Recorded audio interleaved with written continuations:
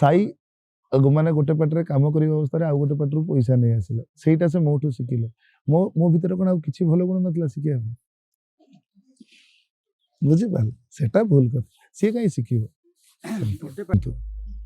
मुझे अच्छी समस्ते जानी ना जे मु 5 वर्ष एग्रीमेंट कर मत जो मालिक मो सागर कथा हे सी तो पुणी गोटे मालिक ना ना सी कौन से कथा जानी ना छुआ 5 वर्ष एग्रीमेंट कर हाँ यहाँ भूल कथा यहाँ संपूर्ण भूल कथा तेणु एपाई कलाकार मैंने जी दायी मालिक मैंने से दायी कलाकार मन में लोभ पुरौता मनीष होती मालिक मैंने यही तो हूँ नाटपाटीर कथा जे जिते गुरुत्वपूर्ण काम था किंतु आपण मालिक पाखे अग्रिम नहीं कि एडवांस नहीं कि यात्रा अच्छा माने आपन काम करने पड़ो ए भाविले किसी हेनी कहीं जहाँ आह्वान कल चली आसी से हिसाब से चलो सब किंतु गोटे कलाकार पार्टी बदलवाटा गोटे अपराध नुह आप जो कथाटी कहले जी छाड़ सी कौ कथा को केन्द्र करके पार्टी छाड़ी पारे किंतु गोटे कलाकार पार्टी बदलवाटा अपराध नुह गोटे कथा कहले सब कलाकार को संतुष्ट रखार से जो जिम्मेदारी क्या मालिक सी भी तो भगवान नुहति तेना समस्त के खुशी करी हेनी आमको देखा पड़ो जे मैक्सिमम केते परसेंट ठीक ठाक चली जदि मैक्सिमम परसेंटेज बेसी अच्छी देन ओके तमसा मिश्र तो कंप्लेन करना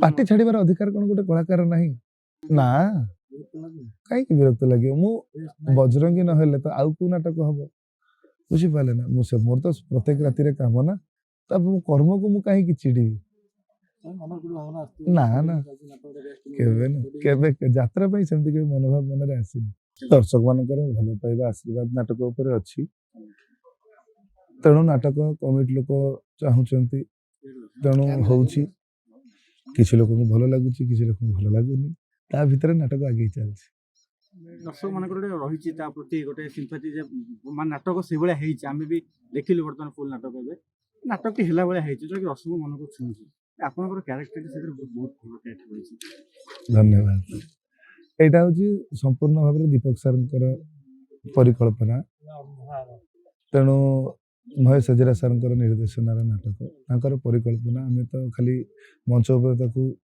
देखि स्वप्न को सजेवा दायित्व हूँ आमर चेष्टा करुचु केमती भलरे भलरे उक्त संगलाप गुड़िक कही दर्शकों को मन छुईबा यात्रा 26-27 भाई थिला भाई चेंज के एटा है से नाटक विषय कोन कहबा आपनकर गेटअप गोटे अलगा देखा मिलियो ताजरी बाबू से विषय कथा होतले जे नेगेटिव रोल पई समस्त चाहुछंती तेणु बाबू को इच्छा है नाटक ना बदल आम तो अनुष्ठान कर्मचारी आम किए तेणु जहाँ भी भल जहाँ हम आगू भल हम कहीं जब नाटक भल न हम यहाँ तो मो कैरियर भी इफेक्ट पड़ो ना तेणु नाटक चाहे भी चेष्टा कर भल कर डिस्प्ले सीन चलुची लोक माने कहउछन्ती कि हम यात्रा देखे आसी फिल्म हो जाउची देखो मु तो भगवान नुह समस्त को शांति करिवार दक्षता भगवान कर भी नथिला तेणु आम जे समस्त को माने सठिक जिनसटा दे पारिबु मनोरंजन दे पारिबु सेटा नुह जदि भल लगुनि पुणी एत मात्रा दर्शक देखुछन्ती केमि तेणु किंतु देखसला पर कंप्लेन करछन जे फिल्म हो जाउची तार परसेंटेज टा केते जदि हमें 100% नबा ताले सेमती कहउथवा लोक को परसेंटेज टा केते केते हो खूब कम लोग 5% 10% लोक को नहीं के नाटक होची नाटक बाटरे चली जोटी 90% पॉजिटिव अछि 10% नेगेटिव रहिबो लोक प्रधानमंत्री की भी कहउछन्ती मुख्यमंत्री की भी कहउछन्ती ये तो साधारण यात्रा पार्टी गोटे नाटक रखा पूर्व अपन खलनायक भूमिका करथिले तापर हीरो को आसिले पुणी खलनायक को जिवे देखिबा कोन भविष्य कथा लेकिन वर्तमान जे कितिसी खलनायक भूमिका करछन्ती से किछरा रियल डायलॉग कहउछन्ती सिंह माने हमर बजरंग हां लोक को मनोरंजन पे तो जहा कहउछि भाई बजरंग केते रात कलानी आज कि अपन गणिनी केते ना कहीं विरक्त लगे मु बजरंगी ना तो आउ को नाटक हम बुझीपारे ना मुझे मोर तो प्रत्येक राति काम ना तब कर्म को मुझे कहीं चिड़ी ना ना केवे यात्रा सेमती के मनोभाव मन में आसनी वर्ष को 300 राति 320 राति 365 दिन 320 राति आम यात्रा करूँ ଆଉ ସେ ଅନିଦ୍ରାର ଅଭ୍ୟାସ ଅଛି ଏଟା ବାଧିବ ଯୋଉ କଳାକାର ମାନେ ଏଥିରେ ନାହାନ୍ତି ଅଭିନୟ କରିନାହାନ୍ତି ସେମାନଙ୍କୁ ଅଲଗା ନାଟକ ପାଇଁ ସୁଯୋଗ ଦିଆ ହଉନି ବୋଲି ଦିଆ ହଉଛି ନା। କିଛି କମ୍ପ୍ଲେନ ଆସୁଥିଲା କି ସେଇ ଗୋଟିଏ ନାଟକ ଚଲାଉଛନ୍ତି କିଏ କମ୍ପ୍ଲେନ କରିଥିଲେ? କେହି କମ୍ପ୍ଲେନ କରିନଥିଲେ। ତମସା ମିଶ୍ର ତ କମ୍ପ୍ଲେନ କରିନାହାନ୍ତି। ସେ କିନ୍ତୁ ମାନେ ପାର୍ଟି ଛାଡିବା ପାଇଁ କହୁଥିଲେ ପାର୍ଟି ଛାଡିବାର ଅଧିକାର କଣ ଗୋଟେ କଳାକାର ନାହିଁ? ଏଇ କାରଣଟା ଦର୍ଶେଇକି ସେ କହୁଥିଲେ ଯେ ନାଇଁ ମତେ ସୁଯୋଗ ମିଳୁନି। ମୁଁ ଜାଣିନି ଏ ବିଷୟରେ କି ମୁଁ ସେଇ ବିଷୟରେ କୌଣସି କଥା ମିଡିଆରେ ଦେଖିନି, ବୁଝିପାରିଲ ନା? ତେଣୁ ସେ ବିଷୟରେ ଅନ୍ଧ ଭାବରେ କେମିତି ମନ୍ତବ୍ୟ ଦେଇଦେବି? ସବୁ କଳାକାର ସନ୍ତୁଷ୍ଟ ଅଛନ୍ତି। ବା ଗୋଟିଏ କଥା କହିଲି, ସବୁ କଳାକାରକୁ ସନ୍ତୁଷ୍ଟ ରଖିବାର ସେ ଯୋଉ ଜିମ୍ମେଦାରିଟା କାହା ଉପରେ? ମାଲିକଙ୍କ ଉପରେ। ସିଏ ବି ତ ଭଗବାନ ନୁହନ୍ତି। ତେଣୁ ସମସ୍ତଙ୍କୁ କେବେ ଖୁସି କରି ହବନି। ଆମକୁ ଦେଖିବାକୁ ପଡିବ ଯେ ମ୍ୟାକ୍ସିମମ୍ କେତେ ପରସେଣ୍ଟ ଠିକ ଠାକ ଚାଲିଛି। ଯଦି ମ୍ୟାକ୍ସିମମ୍ ର ପରସେଣ୍ଟେଜଟା ବେଶୀ ଅଛି ଦେନ୍ ଓକେ। ତାହେଲେ ପିୟୁଷ ତ୍ରିପାଠୀ ଏବେ ଏଡାରେ ନେଗେଟିଭ ରୋଲ କରିବେ। ଖାଲି ଏଡା ନୁହଁ, ଏଡା ଅଛି ଆଉ ଗୋଟେ ବହୁତ ସୁନ୍ଦର ନାଟକ ହଉଛି ଅରୁଣ ସାରଙ୍କର, ତାପସ ସାରଙ୍କର ବୋଉ ଲୋ ବୋଉ। ଆମର ତ ନିହାତି ଚେଷ୍ଟା ରହିବ ଯେ ଯେହେତୁ ନାଟକ ଦର୍ଶକଙ୍କ ପାଇଁ ତିଆରି ହଉଛି, ବହୁତ ଭଲରେ ହଉ, ଦର୍ଶକ ବହୁତ ଭଲ ଭାବରେ ଉପଭୋଗ କରନ୍ତୁ। ବଜରଙ୍ଗଟା କଣ୍ଟିନ୍ୟୁ ହବନି ବାବୁ ବେଟର କହିପାରିବେ। କ୍ଷିତିଶ ଭାଇଙ୍କର ଗୋଟେ ଦୁଃଖ ଘଟଣା ଘଟିଛି ଆଜି 10 କାଲି ଯଦି ହୁଏତ ଆପଣ ଯିବେ କାହିଁକି ଆଉ ଯିବି ନା। ଦୁଃଖରେ ଯେ ଆଜି ଛୁଟି ଏଇ ତ ହଉଛି ନାଟପାଟିର କଥା ଯେ ଯେତେ ଗୁରୁତ୍ୱପୂର୍ଣ୍ଣ କାମ ଥାଉ କିନ୍ତୁ ଆପଣ ମାଲିକଙ୍କ ପାଖରେ ଅଗ୍ରିମ ନେଇକି ଆଡଭାନ୍ସ ନେଇକି ଯାତ୍ରାରେ ଅଛନ୍ତି ମାନେ ଆପଣଙ୍କୁ କାମ କରିବା ପାଇଁ ପଡିବ। ଏଥିରେ ଆଉ ଭାବିଲେ କିଛି ହବନି, କାହିଁକି ନା ଯାହା ଆହ୍ୱାନ କାଳରୁ ଚାଲି ଆସିଛି ସେଇ ହିସାବରେ ହିଁ ଚାଲିବ ସବୁ। କିନ୍ତୁ ଗୋଟେ କଳାକାର ପାଟି ବଦଳେଇବାଟା ଗୋଟେ ଅପରାଧ ନୁହଁ। ଆପଣ ଯୋଉ କଥାଟି କହିଲେ, ଯିଏ ଛାଡିବ ସେ କୋଉ କଥାକୁ କେନ୍ଦ୍ର କରିକି ପାଟି ଛାଡିପାରେ, କିନ୍ତୁ ଗୋଟେ କଳାକାର ପାଟି ବଦଳେଇବାଟା ଅପରାଧ ନୁହଁ।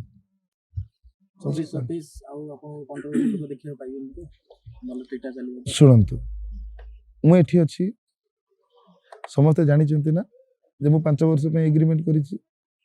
ମତେ ଯୋଉ ମାଲିକ ମୋ ସାଙ୍ଗରେ କଥା ହେବେ ସିଏ ତ ପୁଣି ଗୋଟେ ମାଲିକ ନା ନାହିଁ। ସିଏ କଣ ସେ କଥା ଜାଣିନାହାନ୍ତି ଯେ ଛୁଆ 5 ବର୍ଷ ପାଇଁ ସେଠି ଏଗ୍ରିମେଣ୍ଟ କରିଛି? ଏଇଟା ଭୁଲ କଥା, ଏଇଟା ସମ୍ପୂର୍ଣ୍ଣ ଭୁଲ କଥା। ତେଣୁ ଏଥିପାଇଁ କଳାକାର ମାନେ ଯେତିକି ଦାୟୀ, ମାଲିକ ମାନେ ମଧ୍ୟ ସେତିକି ଦାୟୀ। କଳାକାରଙ୍କ ମନରେ ଲୋଭ ପୁରଉଥିବା ମଣିଷ ହଉଛନ୍ତି ମାଲିକ ମାନେ।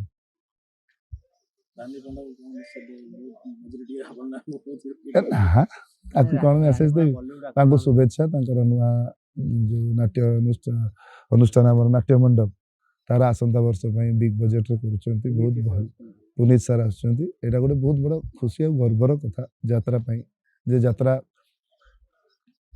ଏଠି ଆସି କାମ କରିକି ସେ ଯେବେ ବମ୍ବେ ଫେରିବେ, କାହା ଆଗରେ ତ ତାଙ୍କ ଆର୍ଟିଷ୍ଟ ଲେଭେଲରେ ସେ କଥା ହେବେ। ସେଠି ଗୋଟେ ଏମିତି ଇଣ୍ଡଷ୍ଟ୍ରି ଅଛି, ଏମିତି କାମ ହୁଏ। ଏଇଟା ଆମ ଯାତ୍ରା ପାଇଁ ଗୋଟେ ଅତି ଗର୍ବର କଥା। ତେଣୁ ତାଙ୍କୁ ମେଣ୍ଟାଲି ସବୁ ସପୋର୍ଟ କରିବା ଦରକାର ଏବଂ କଂଗ୍ରାସ ତାଙ୍କୁ।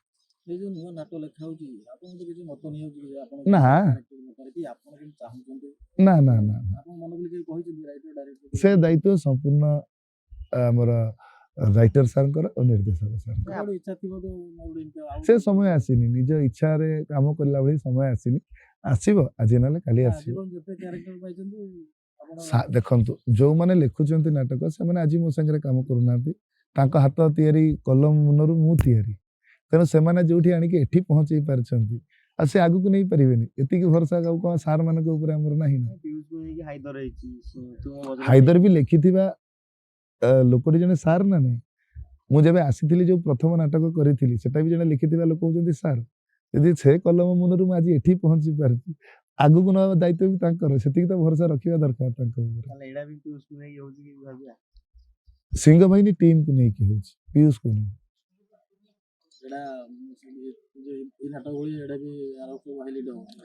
ଆଶା ତ କରିବୁ ଦର୍ଶକଙ୍କ ପାଇଁ, ଯେହେତୁ ନାଟକ ତିଆରି ହବ, ଭଲ ନାଟକ ତିଆରି ହଉ ଏବଂ ଦର୍ଶକଙ୍କ ସେମିତି ଭଲ ପାଇବା ସାଉଁଟୁ। ମାଲିକ ଯୋଉ 2 ପଇସା ଇନଭେଷ୍ଟ କରିଛନ୍ତି, କମିଟି ଯୋଉ ଆଶାରେ ପାର୍ଟିକି ବୁକ୍ କରିଛନ୍ତି, ସେମାନେ ତାଙ୍କର ପଇସା ପାଆନ୍ତୁ, ସବୁ କିଛି ଭଲରେ ଚାଲୁ।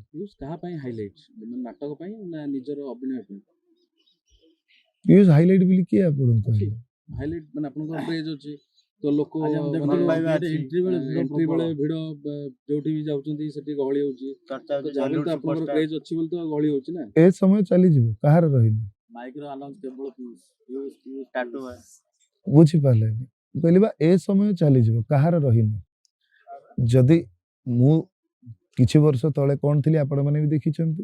ଆଜି ଯୋଉଠି ଅଛି ଆପଣମାନେ ବି ଦେଖୁଛନ୍ତି। ପୁଣି ଆସନ୍ତା କିଛି ବର୍ଷ ପରେ ମୁଁ କ'ଣ ଥିବି ସେଇଟା ବି ଆପଣମାନେ ହିଁ ଦେଖିବେ। ତେଣୁ ଏ ସମୟ କାହାର ରହିନି। ପିୟୁଷ ଭାଇ ସଦାବେଳେ ହସ ହସ ମୁହଁରେ ଆନ୍ସରଟି ଦେଇ ଦଉଛନ୍ତି କିନ୍ତୁ ମନରେ ରାଗ ନା, ଯଦି କିଛିଟା ରାଗ କାହିଁକି ରହିବ? ଏଇଟା ଭାଇ ନ୍ୟାଚୁରାଲ କଥା। ଆଜି ଆପଣମାନେ ପଚାରୁଛନ୍ତି ଯୋଉଟା ଏଇଟା କାହା ମନରେ ତ ଥିବ ନା ନାହିଁ। ତେଣୁ କ'ଣ ଅସୁବିଧା? ଆଉ କିଛି 2026-27 ରେ କିଛି କଳାକାର କଣ୍ଟ୍ରୋଭର୍ସି ମାନେ ପଶିଛନ୍ତି ତାଙ୍କୁ କ'ଣ ମେସେଜ ନା ନେବିନି କାହାର କିଏ କଣ୍ଟ୍ରୋଭର୍ସିରେ ପଶିଛନ୍ତି?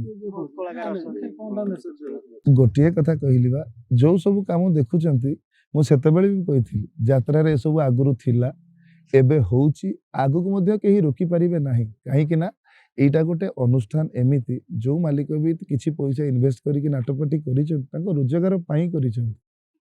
ରୋଜଗାର ଭିତରେ 200 ପରିବାରକୁ ପୋଷା ଯାଉଛି, ହାତରୁ କେହି ଦଉନାହାନ୍ତି। ରୋଜଗାର ହଉଛି, ସମସ୍ତଙ୍କୁ ଦିଆଯାଉଛି। ଯେହେତୁ ରୋଜଗାର ପାଇଁ ସଂସ୍ଥା କରିଛନ୍ତି, ସମସ୍ତଙ୍କ ଭିତରେ କମ୍ପିଟିସନ ଅଛି ଯେ ମୋ ପାର୍ଟିଟା ମୁଁ କେମିତି ଭଲରେ କରିବି, ମୋ ପାର୍ଟି ମୁଁ କେମିତି ଭଲରେ କରିବି। ସେଇ ଟଣାଓଟରା ଭିତରେ ଏ ଘଟଣା ସବୁ ଘଟୁଛି। ମାଲିକ ସଂଘ ଯଦି ଏକାଠି ସବୁ ଠିକଠାକ ଚାଲିଥିଲା, ପୁଣି ଏସବୁ କେମିତି ହେଲା, ଏ ଦିଆନିଆ କେମିତି ହେଲା? ମୁଁ ତ ଡାଇରେକ୍ଟ ପଚାରି ପାରିଥାନ୍ତି, ଆଜ୍ଞା ମୁଁ ପିୟୁଷକୁ ନେବି, ପିୟୁଷ ଆଉ କିଛି ଆପଣଙ୍କ ପାଖରେ ଅସୁବିଧା ଅଛି କି, ସରିଥାନ୍ତା। ଏ ଟଣାଓଟରା ନଥିଲା। ତେଣୁ ଦର୍ଶକ ଜାଣିବା ଜିନିଷ ଅଲଗା। ଯେହେତୁ ମୁଁ ନାଟ ପାର୍ଟିରେ ଅଛି, ମୁଁ ଜାଣିଛି ଭିତରି କଥା କ'ଣ, ତେଣୁ ସେସବୁକୁ ଛାଡ଼ିଦେବା। ମୁଁ ଏ ଅନୁଷ୍ଠାନରେ ଅଛି, ଆସନ୍ତାକାଲି ଆଉ କେଉଁ ଅନୁଷ୍ଠାନକୁ ଯିବି। ଏଠି ମୁଁ ଯୋଉ କଳାକାର, ସେଠି ଗଲେ ସେଇ କଳାକାର, ମୁଁ ସେଠି ମାଲିକ କି ମ୍ୟାନେଜର ହେବିନି। ତେଣୁ ଦର୍ଶକ ଯାହା ଭଲ ପାଇବା ଯୋଉ କଳାକାରକୁ ଦଉଛନ୍ତି ତାଙ୍କ ଅଭିନୟ ପାଇଁ ଦଉଛନ୍ତି। ତେଣୁ ଆମେ ଅଭିନୟ ଉପରେ ଗୁରୁତ୍ୱ ଦେବା ଦରକାର।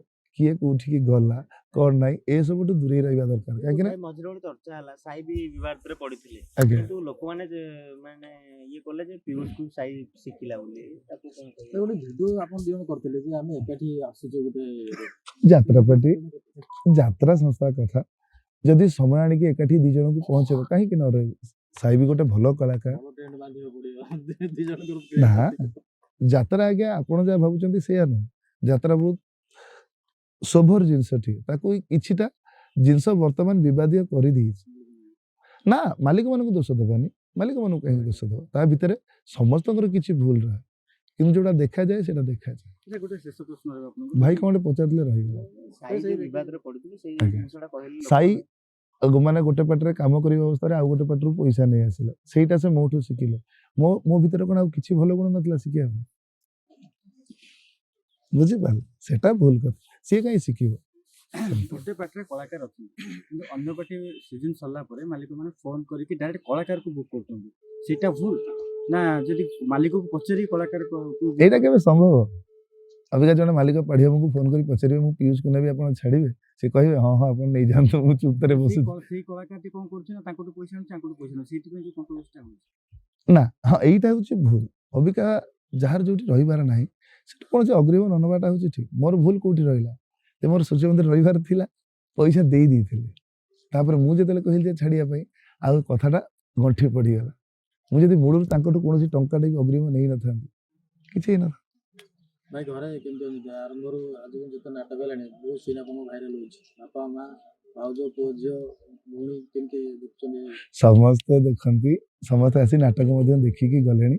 ଆଉ ପର କ୍ୟାମ୍ପ ଆମେ ପାଗା ଯିବୁ, ସେଠି ତ ପୁଣି ଦେଖିବେ। ଘରେ କହୁନାହାନ୍ତି କଣ୍ଟିନ୍ୟୁ କରୁଛୁ ଛୁଟି ଫୁଟି ନେ? ଏଇଟା ତାଙ୍କ ପାଇଁ ନୂଆ ନୁହଁ, ତାଙ୍କ ପୁଅ